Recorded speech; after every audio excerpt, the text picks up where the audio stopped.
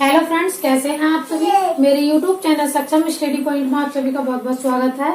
आज का टॉपिक है अकारांत और आकारांत। ये संस्कृत के शब्द रूप होते हैं।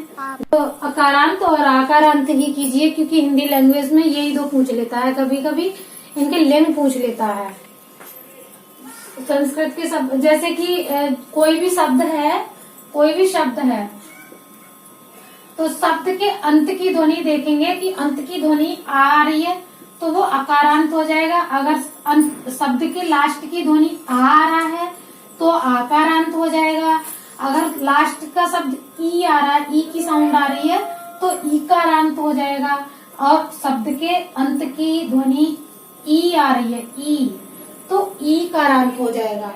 अगर शब्द के अंत की ध्वनि उ आ रही है तो उकारांत हो जाएगा।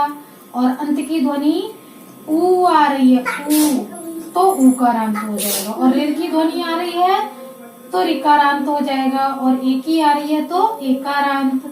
और ए की आ रही है तो एकारांत। ओ की आ रही है तो ओकारांत। और औ की आ रही है तो औकारांत हो जाएगा। ठीक है। शब्द के अंत की ध्वनि देखेंगे, अंत की ध्वनि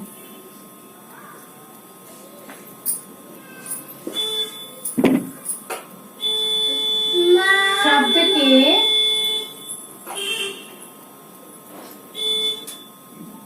अंत की ध्वनि देखेंगे।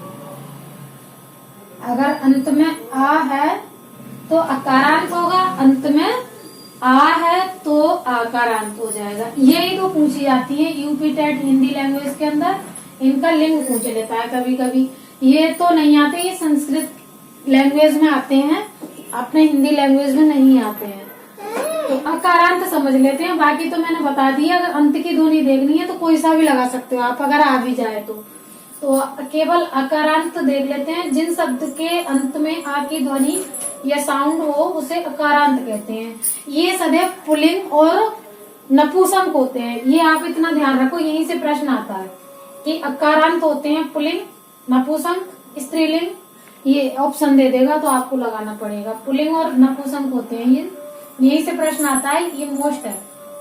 जैसे राम आ गया, हमने राम को तोड़ा तो लास्ट में आ की ध्वनि आई, तो ये हो गया अकारांत। आकारांत क्या होते हैं? जिन शब्द के अंत में आ की साउंड आए, आ की ध्वनि आए, उसे आकारांत कहते हैं। ये सदैव स्त्रीलिंग होते हैं। आकारांत सदैव स्त्रीलिंग होते हैं। जैसे कि राधा, रीना, हमने राधा को तोड़ा तो आ की साउंड आ रही है तो आकारांत हो गया। अगर मान लीजिए हम यहाँ कह देते कभी, तो कभी को तोड़ना जरा, का, धन, आ, धन, हुआ, धन, ई, तो कभी ई की साउंड आई तो ये इकारांत हो गया, इकारांत। ऐसे कोई से भी आ सकते हैं, आप इसी तरीका से करने हैं। जिसकी साउंड आए अंत में वही देख लेना, वही कारांत हो जाएगा। कारांत के आगे जो लास्ट की ध्वनि है उसे वो जोड़ लेना। जैसे ई की ध्वनि आ रही है तो ईकारांत हो जाएगा। मान लो अ की ध्वनि आ रही है तो अकारांत हो जाएगा।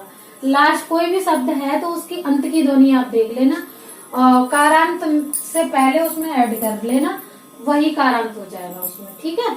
अब प्रश्न किस तरीके से आते हैं Hindi UP TET Hindi language के अंदर। संस्कृत के आकारांत शब्द होते हैं। तो आकारांत पूछ रहा है तो स्त्रीलिंग होते हैं, तो स्त्रीलिंग पर टिक कर देंगे। ठीक है। अगला प्रश्न है अकारांत व आकारांत संज्ञाएं होती हैं। अकारांत कैसी है? पुल्लिंग है। और आकारांत स्त्रीलिंग है, तो पुल्लिंग स्त्रीलिंग इसी में ऑप्शन ऐसे लगा देंगे। अकारांत कैसा शब्द है? अकारांत पुल्लिंग और नपुंसक होते हैं। ठीक है। अकारांत कैसे होते हैं? पुल्लिंग और नपुंसक होते हैं। और आकारांत ये सदैव स्त्रीलिंग होते हैं। और बाकी तो आप कर ही लोगे, बाकी आ जाए तो बस यही आते हैं, इनसे बाहर प्रश्न जाएगा ही नहीं हिंदी यूपी टेट लैंग्वेज के अंदर। अगर संस्कृत में आए तो संस्कृत में तो खैर सभी पूछ लेंगे। वीडियो अच्छी लगी हो तो आप वीडियो को लाइक शेयर कर दीजिए।